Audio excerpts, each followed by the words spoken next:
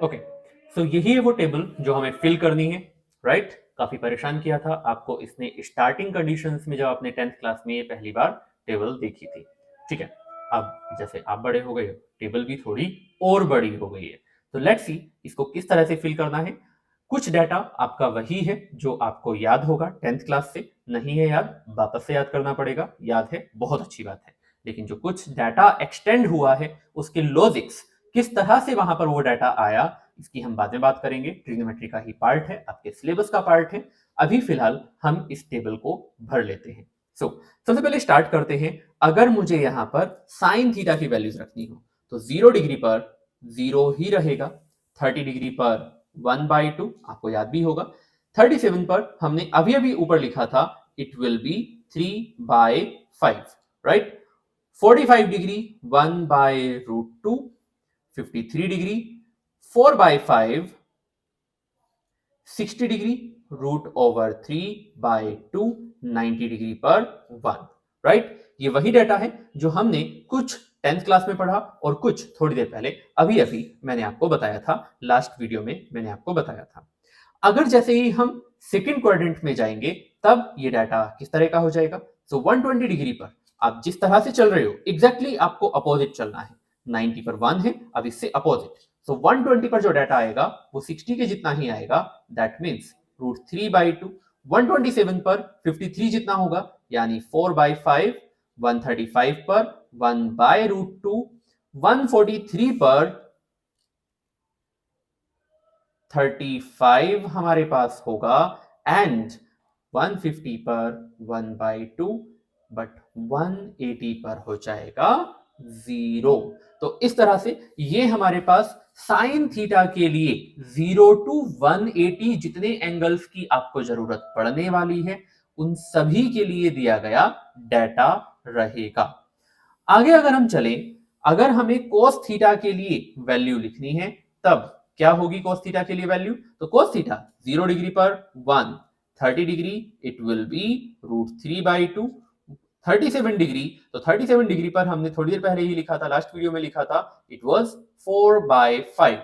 45 degree पर 1/√2 same रहता है 45 डिग्री पर sine theta and cos theta. 53 degree पर ये हो जाएगा हमारे पास 3/5।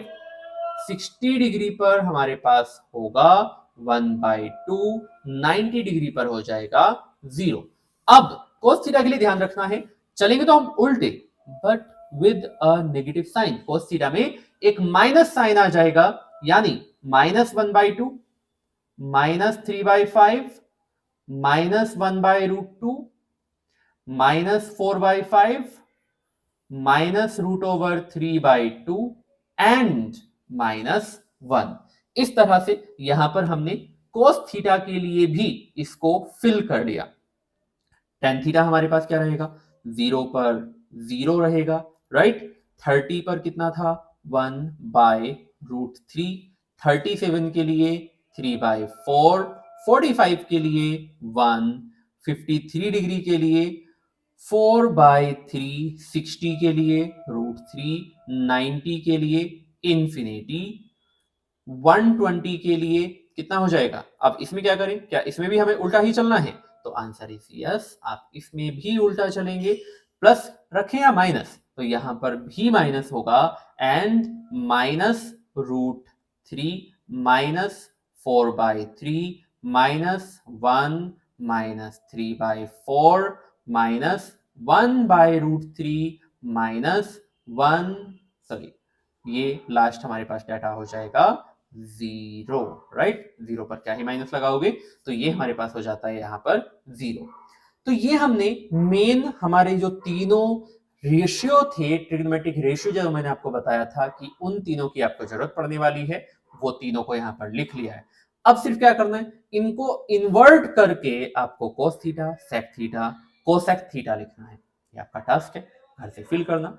ध्यान रहे, हर छोटी छोटी चीजों को ध्यान से समझकर करोगे, प्रॉब्लम नहीं होने वाली। जैसे मैंने इस टेबल में कुछ डाटा याद रखा और फिर कुछ ट्रिक पॉइंट्स याद रखे, जैसे कि उल्टा चलना है, कहीं पर प्लस लगना है, कहीं पर माइनस लगना है, इस तरह की छोटी छोटी चीजें आप देख सकते हो।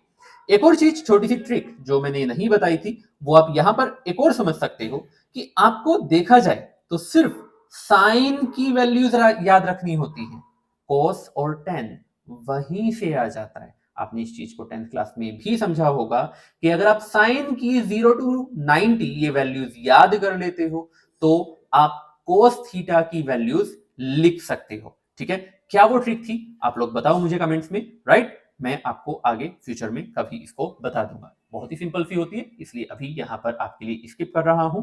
ऑलराइट, कोई भी कंफ्यूजन है इस तरह की टेबल बनाने में तो just directly write to me, आप डायरेक्टली पूछ सकते हो, कमेंट कर सकते हो, I will definitely reply. Okay, अब बात करते हैं यहां पर कि sine theta, cos theta, tan theta में जो ऑब्ट्यूज एंगल पर कहीं कहीं पर नेगेटिव देखने के लिए मिल रहा है, specially cos theta and ten theta में नेगेटिव देखने के लिए मिल रहा है, लेकिन साइन थीटा में नेगेटिव देखने के लिए नहीं मिल रहा है। तो ऐसा क्यों हुआ, ये हम अब डिस्कस करने वाले हैं। सो क्या रहेगा हमारे पास? तो हमारे पास जो डाटा था, अगर मैं ऑब्ट्यूज एंगल की बात करूं तो ये है हमारा कोऑर्डिनेट सिस्टम। ठीक, ये हमारा कोऑर्डिनेट सिस्टम है। इस कोऑर्डिनेट सिस्टम में आप फर्स्ट क्वाड्रेंट ये होता है और सेकंड क्वाड्रेंट ये होता है। मैं आपको चारों क्वाड्रेंट के बारे में बताने वाला हूं, तो ध्यान से समझेंगे इसमें क्या हमारे पास डाटा रहेगा और किस तरह से ये प्लस या माइनस साइन लिया जाता है। ठीक है, सो अगर हम फर्स्ट क्वाड्रेंट में बात करते हैं तो फर्स्ट क्वाड्रेंट में अगर आप कोई भी ट्रायंगल बनाएंगे तो वो ट्रायंगल दिखने में कुछ इस तरह का होगा। वो ट्रायंगल दिखने में कुछ इस तरह का होने वाला है, जिसका खुद बेस एक्स एक्सिस रहेगा, परपेंडिकुलर अलोंग वाई एक्सिस होगा और यहां रहेगा हाइपोटेन्यूस, जिसका खुद का कोई साइन नहीं माना जाएगा। तो यहां अगर हम देखें तो perpendicular according to this angle is positive, base is positive और हाइपोटेन्यूस का कोई साइन ना होने की वजह से भी आप इसको पॉजिटिव मान सकते हैं। ठीक है, इसका हमेशा पॉजिटिव साइन ले सकते हैं। अगर मैं एक ऐसा ही ट्रायंगल सेकंड क्वाड्रेंट में बनाकर दिखाऊं तब वो ट्रायंगल किस तरह का दिखने वाला है आपको? तो ये हाइपोटेन्यूस, सो ये हाइपोटेन्यूस, ये यहां पर परपेंडिकुलर ड्रॉप किया एंड ये हुआ राइट एंगल। ध्यान से समझो इस चीज को, जो बेस वाला पोर्शन है नीचे वाला, ये नेगेटिव एक्स एक्सिस है, यानी आप इसको माइनस चूज करोगे, जबकि जो परपेंडिकुलर वाला है ये तो पॉजिटिव वाई एक्सिस की तरफ जा रहा है, यानी ये तो प्लस रहेगा। और हाइपोटेन्यूस जैसा कि मैंने बताया, आप उसका कोई भी साइन कंसीडर नहीं करेंगे, यानी आप उसको पॉजिटिव कंसीडर कर सकते हैं एक तरह से देखा जाए। बाकी इसको लिखा नहीं जाता, इसलिए मैं भी हटा देता हूं।